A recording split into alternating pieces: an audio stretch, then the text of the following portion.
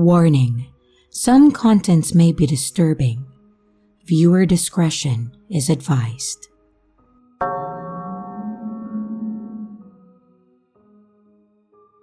Probably like 20 minutes ago, my apartment building fire alarm went off. I gathered my cat and purse and I headed out the door. Right outside my door was a young man walking into the building with a DoorDash bag or sleeve, like those pizza thermal sleeves that Domino's delivers with. He tries to stop me as I'm leaving my apartment. I said, "I didn't order DoorDash." He's holding the DoorDash bag weird, like he's about to unzip it or something. Maybe I'm paranoid, but he motions me to follow him. I tell him that if he wants to tell me something, he's gotta come outside because I'm not staying in the middle of those blasting alarms. My poor cat.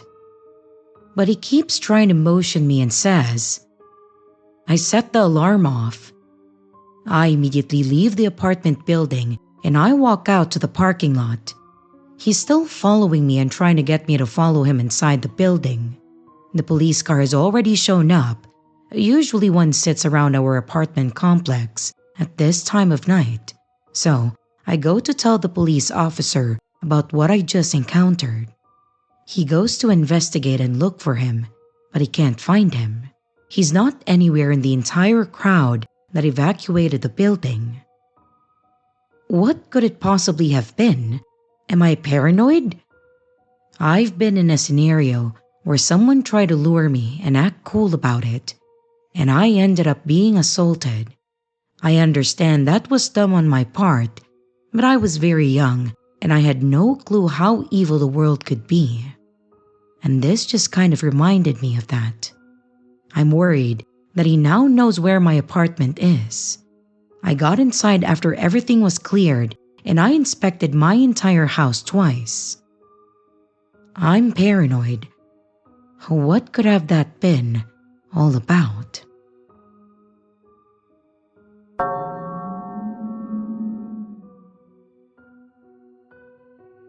This happened tonight. I used to get hit on all the time when I was younger in very creepy ways, but I didn't think much of it. But now that I'm in my 40s with 2 preteen girls, this encounter really bothers me. I was by myself picking up dinner at a restaurant at 5:30 in the evening. I pass by this guy coming in as I'm leaving, and I give a polite smile in acknowledgement, and I'm out the door. My car is parked around the corner. This area is very walkable with lots of businesses and cars, and usually people walking around. I don't see any people on the side street, and I think the businesses are closed, but there are lots of parked cars, and I'm only like 5 cars down from the busy street that the restaurant is on. It's dark, but there are streetlights. I get to my passenger side door and I put in my food and purse. I then notice the guy that I passed going into the restaurant behind me. He's like 3 cars distance from me and has a bag of food, and he is crossing to the other side of the side street. It startles me for a half second, but he's doing his own thing. I get to my driver's side of the door and open it, and he is at his door, but since he parked in the wrong way, we are both in the street. He says, "Can I tell you something?" I say, "Yeah, okay." Because I have been conditioned to be nice. But hey, he's probably a nice person, just being friendly, right? He comes over to my side of the street and my door is still open. He tells me, "You look very nice." Okay, that's kinda nice to hear, so I thank him.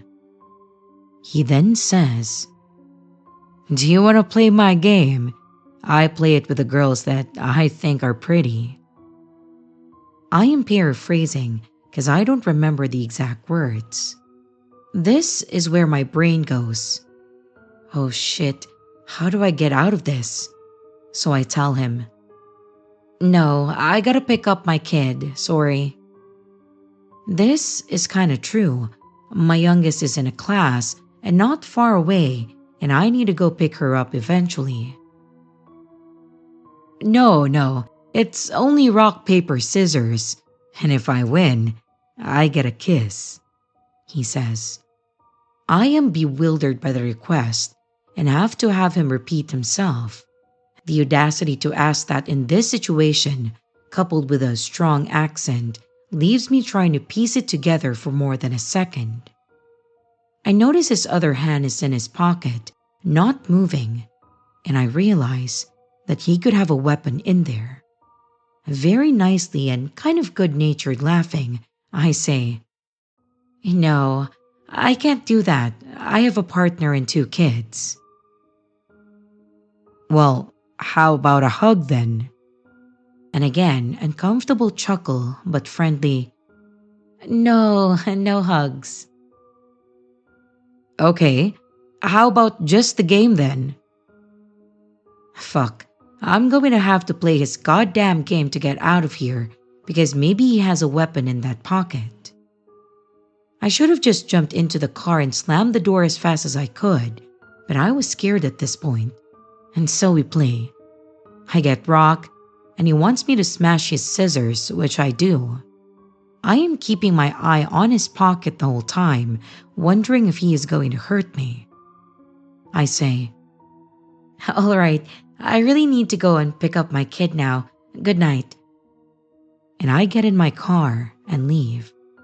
I am so pissed off that even in my 40s, I have to play these stupid games and be nice to guys who have really crossed the line and made me feel unsafe. I didn't want to be nice to him, but I thought that if I was blunt or called him out, he might get mad and do something.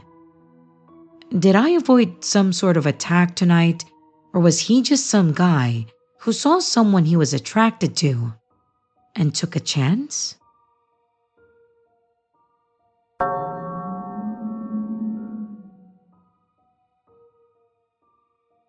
So my mom and dad were out of town, and I was staying with my uncle. I was cooking something for myself just when someone rang the bell. I opened the door, and it was a worker. There was some construction work going on in the house next door.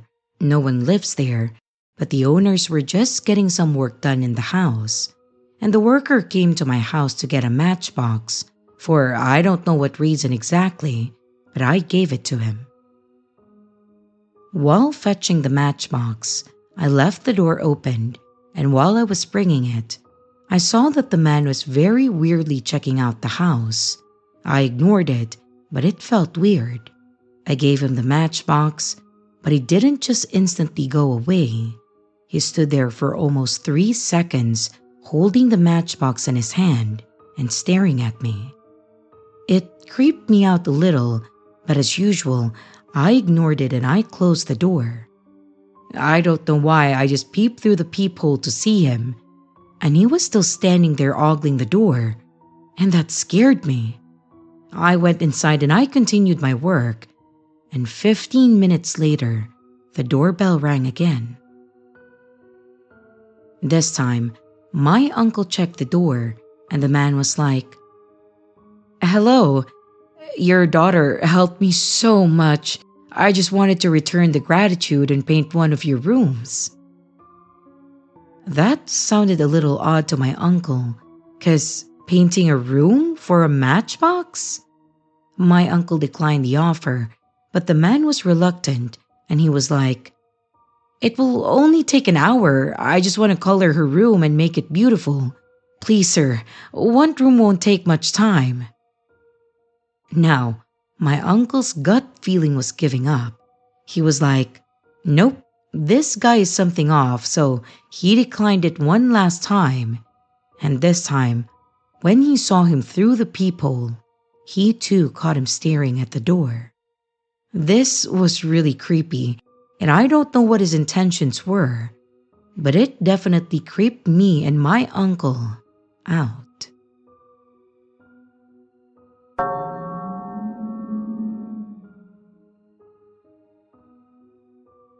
This actually happened a few years back when I was in college, so it would have been around 2018. Back then, I was a very social person.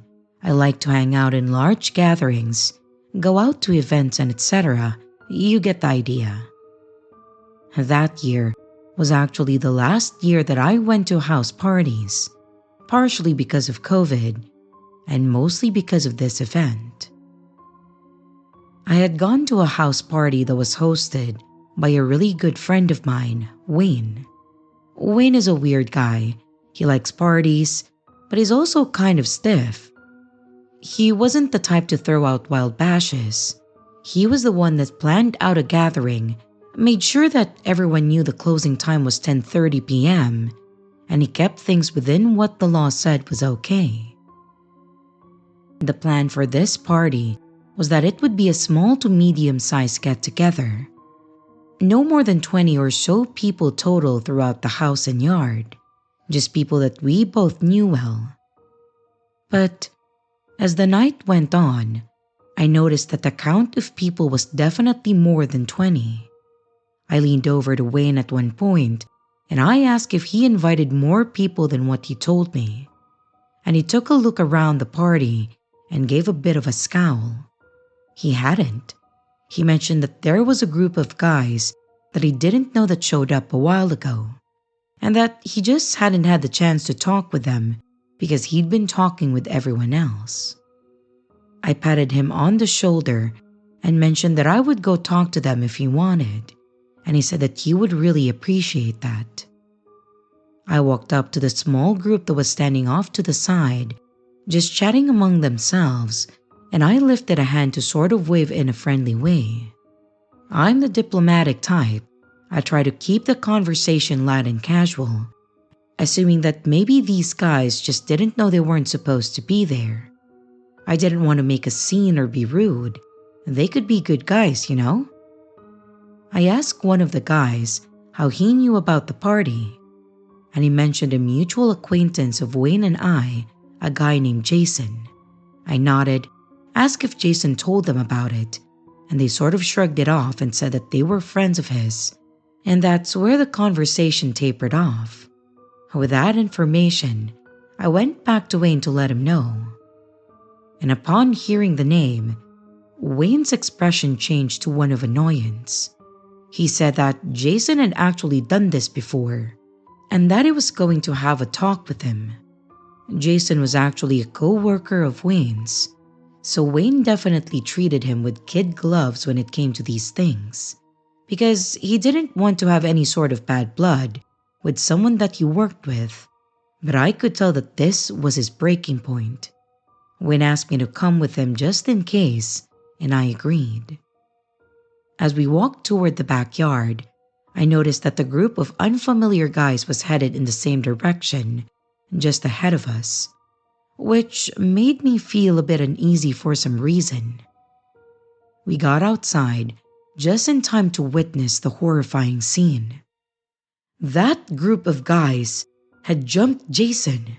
They were relentless as they beat him senseless, punching him, kicking him, beating him harder and harder.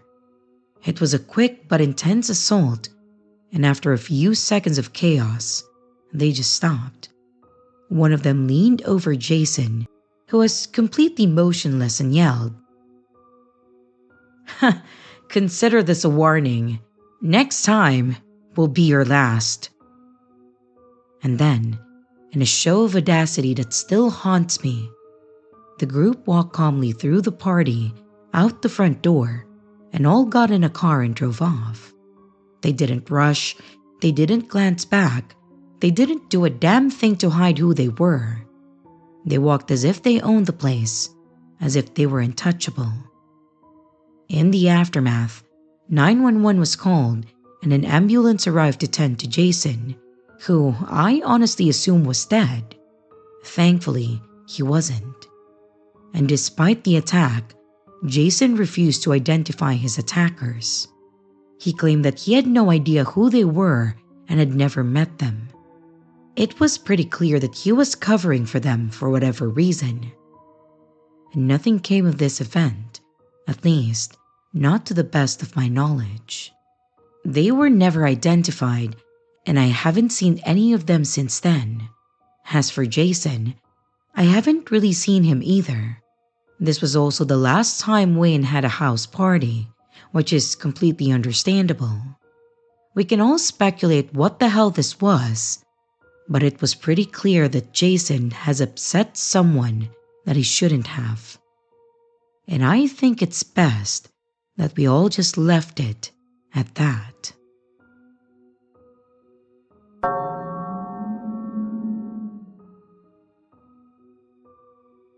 I still don't know where else to go with this, and it still bothers me, so I'm sorry if this isn't exactly fitting for this subreddit. This was maybe 6 to 7 years ago. I have photos on my camera still, I think, but I haven't charged it in ages.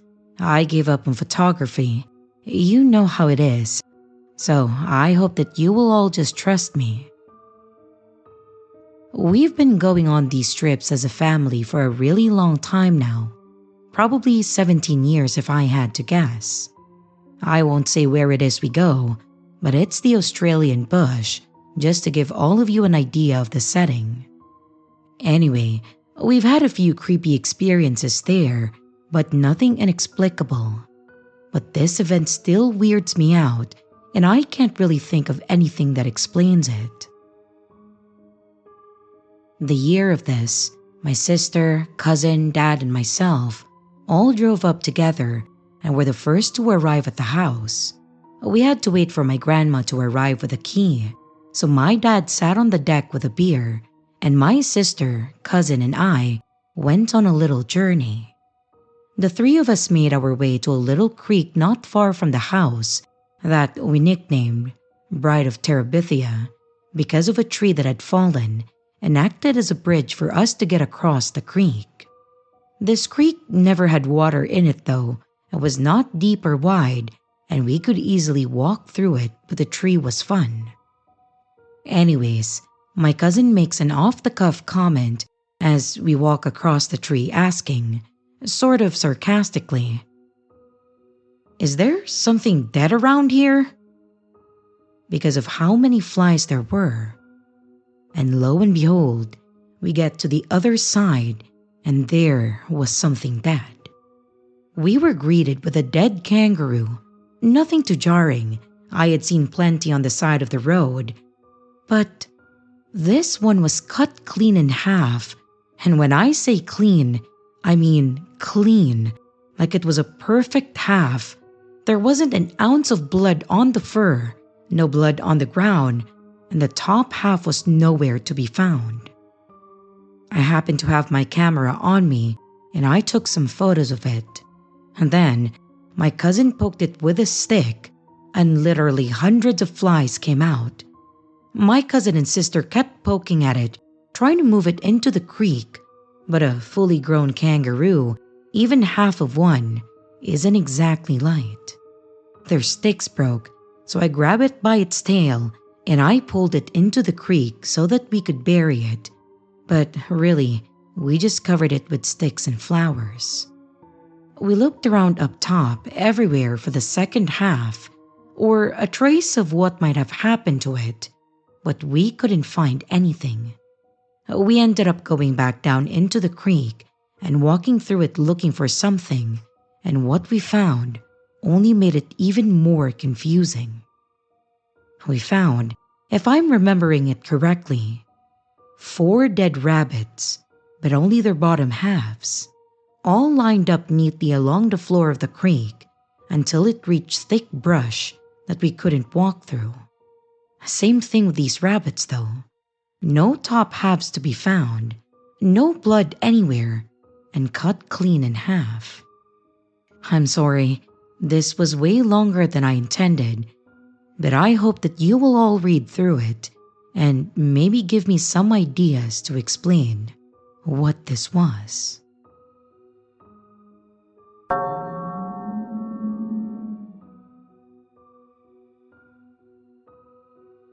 So I'll start this off by saying that when this happened, I was a senior in high school and I was just shy of turning 18. It was prom night, the night that everyone had been waiting for from the first day that the plans for the night came to be. I had a sparkly dress, one that I thought was the most gorgeous dress that I have ever seen. All my guy friends were in full suits, and we were all feeling like we were on top of the world. I mean, why wouldn't we? It was the peak of our last year of high school. We were all dressed like we were high class, all while living in the middle of nowhere in the Midwest. The night was young, the music was loud, and everyone was having a blast. The school had gone all out, transforming the gym into a fairy tale ballroom, which was actually the theme that we had agreed on. Everything was pastel pink and blue, there were balloons, the tables were all decorated, and the entire room was like this bubble of pure bliss and excitement, mostly because we were all unaware of what was brewing outside. The weather forecast had mentioned that there would be some nighttime storms, but this was the Midwest. Thunderstorms in the spring are as common as a trip to McDonald's. It happens more or less once a week, and no one really thought much of it, least of all me, especially when I was getting lost in the moment with my girlfriend. We were all enjoying the night, having a lovely time, when the power kind of flickered. It wasn't anything major, just a bit of a dim and then back up. A couple of girls jokingly screamed to add to the drama of the moment, and we all laughed until the lights dimmed again. The music stuttered, and all the lights shut off before the emergency lighting kicked back on. The entire room was filled with this sickly greenish hue as we all kind of just looked around confused like, are we really going to lose power on prom night? The room slowly did grow quieter as we waited for things to come back up. But that silence was broken by that disgustingly loud piercing wail of the tornado sirens. That first blast of sound was enough to make me feel like my heart was going to stop. It's not that I hadn't heard them before. They were just so loud and unanticipated. Our vice principal came over the intercom, and her voice was normally stern and slightly aggressive, but when she came on the speaker, her voice actually sounded slightly shaken. She told everyone to remain calm and to proceed down the stairs and into the south hallway, which was basically the band and drama hall. We all looked at each other, and after a few nervous laughs, we all realized that this was pretty serious. The change in the atmosphere was jarring. From a night of celebration, we were suddenly plunged into a night of uncertainty and dread. We all made our way down the stairs and into the band hall, and the teachers that were helping with the night were guiding us down and into specific places down in the shelter area. We all huddled together, an uneasy silence settling over all of us. The air was heavy, filled with a palpable fear of what was happening outside. I didn't even realize how freaked out I was until my girlfriend asked if I was okay and mentioned how tightly I was squeezing her hand. This was supposed to be a night of fun, a night where all of us just letting loose and spending quality time with those that we come to know. But there we were, wondering if this night could be our last. As the storm raged on, you could honestly feel the building shake. You could hear the deafening roar of the wind. Time seemed to slow down, and minutes stretched into what felt like hours. And there was a moment when the whole building felt like it shuddered with intense pressure, followed by several moments of quiet. We all held our breaths. Time seemed to slow down. Minutes stretched into what felt like hours, and there was a moment when the whole building felt like it shuddered with this intense pressure. And it was followed by several moments of quiet. We all held our breath, praying, holding each other, waiting. And after a bit, the all clear did come over the intercom, but that dreadful feeling lingered. Going back up and emerging from the school, It felt like stepping onto a movie set for a post-apocalyptic film. The once familiar parking lot was unrecognizable, strewn with debris, the cars flipped, and what could only be described as a small taste of what happened throughout our small town. Houses were torn apart, trees uprooted, power lines down, and people's lives completely destroyed. Miraculously, there were no casualties, just a town full of shaken and distressed people, and a high school full of teenagers trying to piece together how this night that was supposed to be a moment of youthful innocence could turn into the most terrifying night of our lives. All of this was a harsh reminder of how things can quickly take a sharp turn, how life can take a sudden turn when you least expect it. And even now, years later, I can't really think about that night without getting that anxious feeling that I felt in those hallways. It was meant to be a night of celebration, joy, one last hurrah with everyone before we graduated. And yet, it was a night of devastation and stark reality. I will never forget that moment when my mom pulled up to the school and saw me, and how she started bawling when she wrapped me in a tight hug. We were one of the lucky ones in that our house was mostly untouched, just minor damage to the roof shingles, and we lost half of a tree in our backyard. Many weren't so fortunate. Some lost cars and whole houses, but we all came together as a community, offering hospitality to those who lost their homes and helping to clean up and rebuild as quickly as we could. That night honestly felt like a clear line that had been drawn, a line between life before and life after. And after all was said and done, we did still have a graduation ceremony. We all still had to apply to our colleges, and we still had to finish our finals. Yet, it all seemed so trivial compared to what we had gone through. It's been years since that night, and our town is completely regrown and rebuilt. Thankfully, we hadn't had another tornado rip through our town like that. Plenty of harsh storms and tornado watches, but nothing like that. I will mention that the only reason that I thought about typing this story up is that my daughter is now in her senior year, and her prom is actually coming up. Even worse, the class all decided on a fairy tale ballroom as their theme, so it hit a bit close to home for me. Now, odds are, it will be a night like any other and it will go off without issues. But part of me is still a bit paranoid that something could happen.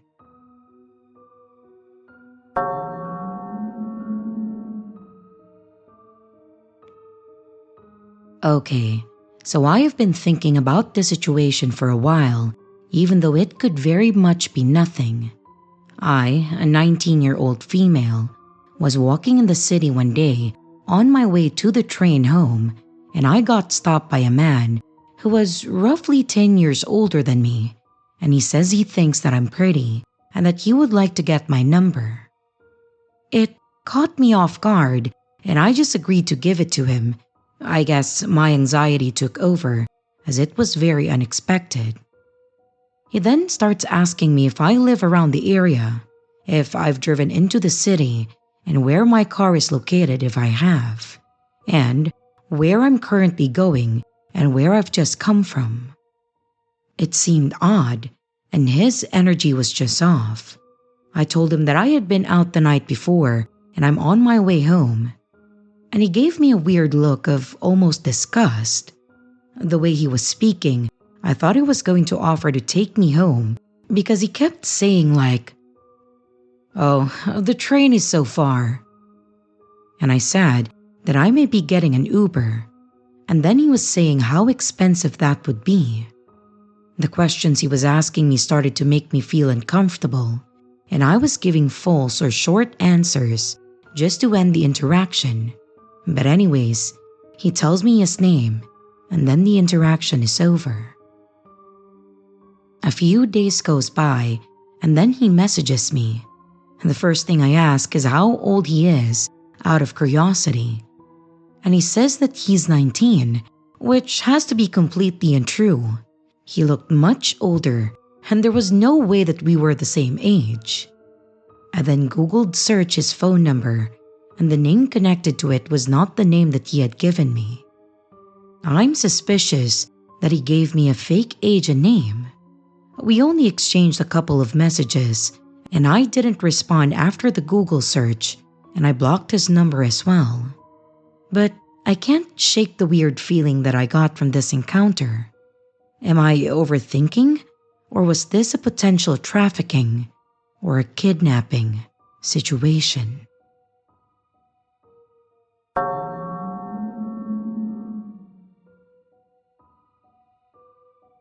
Back in 2023, me and my partner were both living at his mom's house. Most days, we would get home from work at about 5 p.m., get dressed, and then we would go to these woods in the hills just outside the town that we live in. For context, these woods as a whole are 12 miles long and 4 miles wide. There's breaks in the woods of farmland and fields, creating separate woods over these hills with different names. You can walk through these woods if you want. There's paths winding through most of the woods as trails, and if you want to walk over the span of hills from one side to the other, you can if you really want to. Just most of it is through the woods and uphill if you're coming from the south. The one that we always went to is called Wind Down Woods. So, me and my partner would go to these woods nearly every day after we finished work, just to go for a walk or a smoke or both. We went about doing our usual routine, walking around and talking about our days, following the trail in these woods that loops around a large set of trees with more around you on the outside. Would kind of look like a messed donut from bird's eye view, I guess. We were walking on the path that takes you back up towards the top of the woods, point A. That path also takes you down towards the car park once you get to the meeting point of all the paths. When we see this man in the distance walking down the path at point B. Point B are one of the trails that just goes up into the woods beyond Wind Down. We've still got to get to the meeting point of all the paths to get back to the car. At this point, he's pretty far away from us. But I had a bad feeling because the first thing I noticed about this man when we got closer was that he was wearing office shoes and carrying a pair of hiking boots while seemingly on a walk in the woods. We were talking about this as we were walking up and laughing about how strange it was. The guy was walking faster than us as he was going downhill, and he reached the meeting point of the path a few minutes before we did, but we could see him the whole time. When he got to the meeting point of the path, all he did was stand there. He didn't do anything. He just stood there and was looking around. I had a really bad feeling at this point as he didn't even look like he was lost. He just looked like he was waiting for something. Me and my partner were pretty weirded out at this point, and we were thinking about just turning around and heading back down into the woods and go back around the long way just to get away from this guy's weird-ass vibes. In the end, we decided that walking back down into the woods would ultimately look way too suspicious, as the man has definitely seen us walking up the path towards him the same time that we had seen him walking down. So, we just kept walking up. The whole time, this guy is still standing there looking around with these shoes in his hands. Having no other choice than to walk past this guy to get to the path down to the car park, we went up and past him. Getting close to him, I saw something that worried me more than it weirded me out. The guy had a backpack on, and there was a handle coming out of it. 100%, it was a handle of a hammer or an axe, and I knew that it couldn't have been something else. He hadn't been on a phone at all the whole time that we had seen him, not even when he was just loitering around. And it's just more and more stuff adding up and freaking a man out. As we walked past him and started down the path towards the car park, the guy decides that he now knows where he needs to go without getting a phone out or a compass. Nothing, and he starts walking down behind us. At this point, I was freaking out and so was my partner, who doesn't usually get paranoid about stuff like this because I do it all the time for no reason. But this guy was just not right.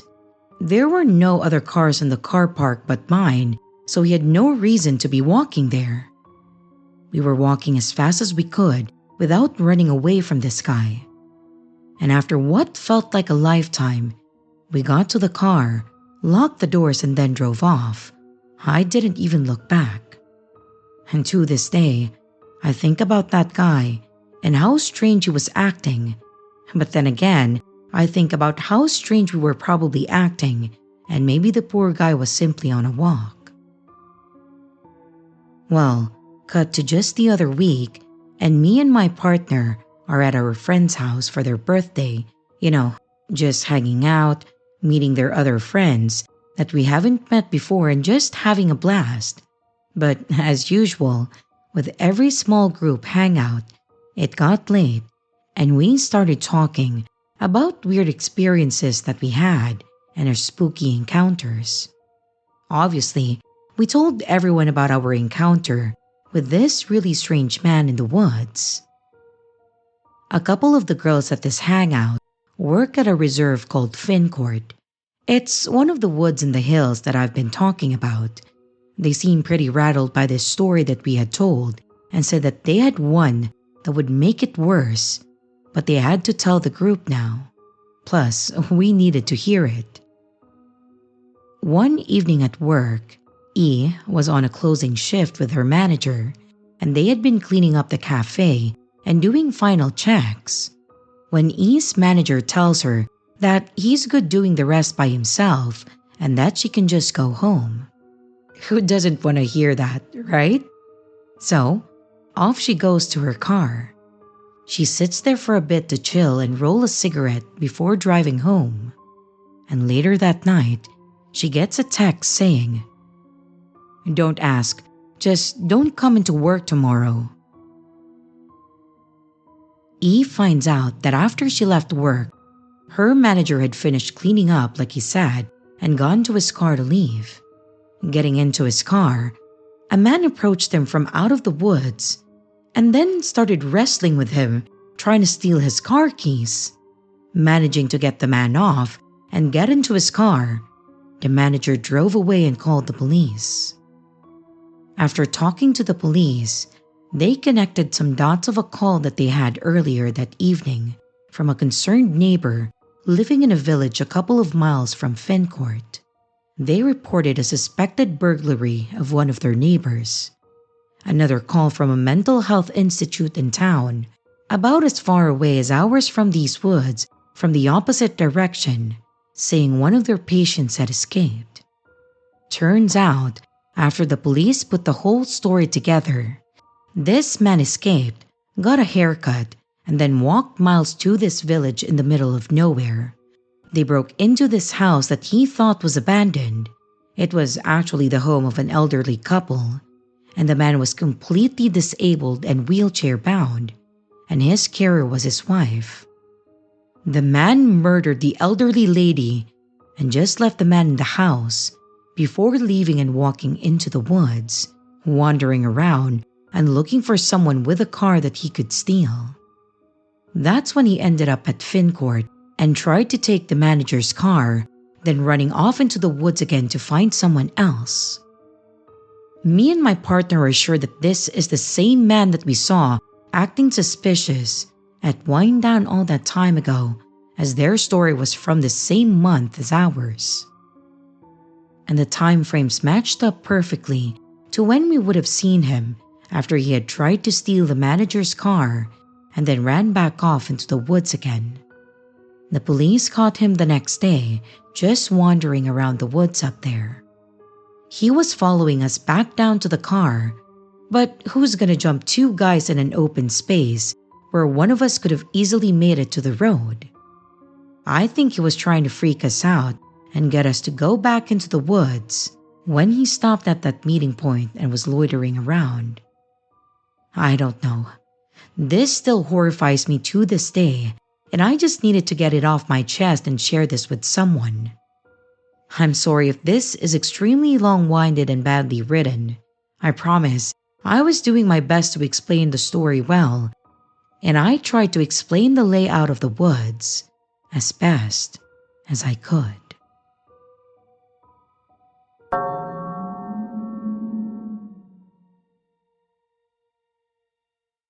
Back in 2018, my best friend and I had made plans for our first spring break style road trip. We had both pretty much grown up together since middle school, and we knew what we wanted to do after graduating. I wanted to become a teacher and her a veterinarian, so we hunted for the best school that would work for the both of us so we could still be close. However, the school was in another state, so what else do we do but also find a place to share, which even saved us some money. We actually budgeted pretty well. We always pulled out the money that we needed for rent and other bills, so we knew it wouldn't be spent. However, between work and school, we didn't have a lot of time for play, so we decided to do something for ourselves. We planned a trip to North Carolina for spring break. We had plans to go to the beach, go hiking, and of course, party. We actually got a pretty good hotel plus airline package thanks to her work, which saved us more money to actually spend on the trip. So, onward to the actual trip. It had been going great. We took it easy the first day and just hit up a beach and went shopping. We went on the hiking trail the next day while we still had the energy. And on the third day, we lounged around in the hotel, went to a local diner, but otherwise, we were just taking it easy. So we took this as our party day, or rather night, I suppose. Both looking our best, we headed out to a local bar to start with some drinks. We started a game of pool and we were genuinely just having fun. At some point, a guy approached us, giving my friend advice on how to shoot as she was losing to me miserably. He offered to help, she agreed, and after a few practice shots, she started figuring it out and almost beat me. We all started talking and laughing, and he introduced himself as Johnny, and we gave him our names. He seemed like a nice guy and genuine too. My friend Jamie seemed to be pretty interested in him, and he didn't give off any weird vibes, so I stuck around to hear him out too. Eventually, he mentioned a beach party that was going on that night and said that it was open to anyone that brought drinks, offering to take us there if we wanted to go. We had no reason to really say no, and we thought that it would be a lot of fun, so we agreed. He did offer to drive us there, but we did have some sense to us, so we declined it. It was the same beach that we went to a few days earlier, so we said that we would take an Uber back to the hotel, change into our swimsuits, and then just walk there from the hotel. He didn't even push the matter, so I thought that was pretty cool too. So we did exactly as we stated, and we got to the edge of the beach. Johnny was standing nearby and greeted us. He offered his arm to both of us and then walked us through the sand.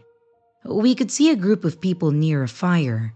Some were standing around drinking, some were playing beach volleyball, and some were just sitting and watching. As we approached, Johnny called out a few people, and we were all introduced and offered drinks. They were closed cans, so we accepted it. We sat with some of them and talked and eventually tried volleyball. Neither of us really played before, and being buzzed, we were all over the place. But we all seemed to have a good time, really. They started playing music, and we were all dancing and playing drinking games. Jamie was definitely enjoying Johnny's company, and I found myself chatting it up with another girl that was there alone. She was playing a guitar, actually, who said that she was just visiting like we were. After a bit of time had passed, it was now pretty dark, with just the light of the fire and a nearby light. I wasn't quite ready to end the night though, but I was getting a bit chilly. I wanted to go change or at least grab my jacket, so I thought that I would ask Jamie if she wanted to go with me or if she wanted me to grab something for her. She wasn't on the bench where I last saw her, so I just looked around the beach. I was scanning the area of the party, but I didn't see her. I asked the girl that I had been talking to if she saw her, and then she said no. Same with a few others. So I started walking around. I ended up walking the whole shore, hoping to find her, maybe walking with Johnny at the least, but still no luck. I went back and I asked a few more people around, and some told me that they didn't see where they went, confirming that she was still with Johnny, and the others claimed that they didn't even know who I was talking about. At this point, I was feeling a bit sketched out, not to mention frustrated. We were the only two girls that seemed to not understand volleyball, and we were constantly falling and bumping into others. How do you not remember this person? I was also confused and upset that Jamie would just leave without telling me. Part of me did have it in my mind that maybe she took him to our hotel room, but I was fighting myself because that's just not something that she would have done. We shared a room, so she would have at least sent me a text telling me not to go back yet. So I decided to risk the embarrassment and I went back to the hotel room alone. I texted her asking where she was and that I was going to go back to our room, hoping that maybe a warning might help or that I would at least get a response. Yet, I got nothing but the time that I inserted my room key in the door. I wish I could say I found her passed out in there, but instead, what I did find made my heart drop. Our room had been ransacked and torn apart. Clothes were everywhere, the drawers were open, my purse was open and my wallet taken. Jamie's entire purse was missing. We even had one of those book safes that was in my luggage that had been broken open. We kept our extra or emergency funds in there in case anything happened. And I was devastated and terrified. The only thing that I had of value on me was my phone, a little cash and ID. And thank God that I took that with me. But more importantly, while the room looked like this, Jamie was still missing and she never responded to my text. I immediately tried calling her while I was in the room, but her phone went straight to voicemail. I was terrified and I felt sick to my stomach. I was in a state that I didn't know, surrounded by complete strangers, and most of our stuff was gone, and the one person that I did know was missing. In between crying, I ran down to the front desk to report the room and call the cops. The hotel staff made a report, and when the police arrived, I told them about Jamie and our whereabouts. When they went up to our room, they concluded that it hadn't been broken in and that a key had to be used. Thankfully, they had cameras in the halls and they went to check the footage immediately. And to my horror, I watched as Johnny approached the door, used the key, and went in, alone. Jamie was not with him. Because of this, the police thankfully agreed that it was suspicious and then started searching the area. Some checked all the cameras to see if she wandered off somewhere else. Some searched all over the hotel and beach, and I even rode with one as we searched the nearby streets and also the stores. No luck. I was inconsolable as they took me to the station to make a more in-depth report.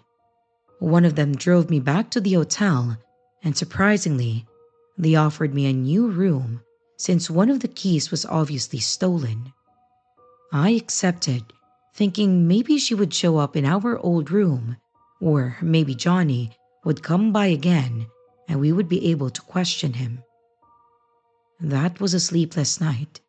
I kept calling and texting her phone, hoping that she would eventually reply, but I got nothing. We were supposed to be leaving in 2 days, and I wasn't going to leave without her. I had so many thoughts going through my head, not to mention the fear and sadness of putting my best friend in a horrible situation. There was no way that I would be able to sleep. Then, early that next morning, I think it was around 4 a.m., I got a call from the detective saying that they think they found her. They said that a woman showed up at a local hospital in a state of stupor, and due to other things that they noticed, they called authorities to report the incident. I took an Uber to the hospital where I met the detective, and they took me back to the room to identify her. And thank God, it was her. She was awake and very aware of who we were and where she was and etc. And then she told me what all went down. She told me that after several drinks, she and Johnny were walking around the beach when they both made hints to go somewhere else. They started walking to his car when she realized that she hadn't told me yet, so she pulled out her phone to text me. When Johnny started to distract her and grab her phone from her, she said that he was doing this in a playful manner, and so she didn't think much of it at first. And then, a woman came up to them and grabbed her phone from him, which caused her to panic a bit. Unfortunately, he had managed to get her in the car with the help of this woman, and that was the last thing that she remembered until she woke up on a bench in a park. She then walked about a mile until she ended up at this hospital. She was still in her bathing suit, but her cover-up was gone, and she had nothing else on her, of course. They ended up doing tests and sadly confirmed that she had been drugged but otherwise didn't have any signs of sexual assault, thankfully. But they did do the normal precautions just in case. The detectives then explained to us that they had seen similar occurrences to tourists, men and women alike. They were found drugged and had been robbed, so they most likely did this in hopes of a quick payout, I guess. But since all we really had on us were our phones, ID, and room key, they went for the room. Her purse was later found in a trash can behind the hotel, but of course, all the cash, cards, and ID were gone, and her phone was never found. She apologized profusely, but I wasn't even mad. All that stuff we could replace or figure out, but I couldn't replace her, so I was just incredibly thankful to have found her. But from then on, we doubled down and promised each other no one, not a man nor a woman, will come between us. And while we're traveling, we were always within view.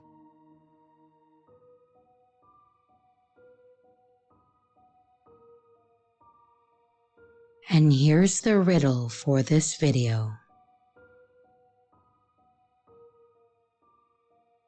Hello everyone, it's your creepy sister here.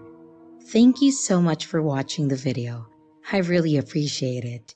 I would also like to give some extra love to my Patreon members, my channel members, and also my tippers. Thank you so much. If you would like to extend a little bit more support for the channel, don't forget to leave a like and a comment down below. If you would like to become a Patreon member, a channel member, a tipper, or even to buy merch, check out the links in the description below. Again, thank you. And I hope you stay scared, because your fear feeds me.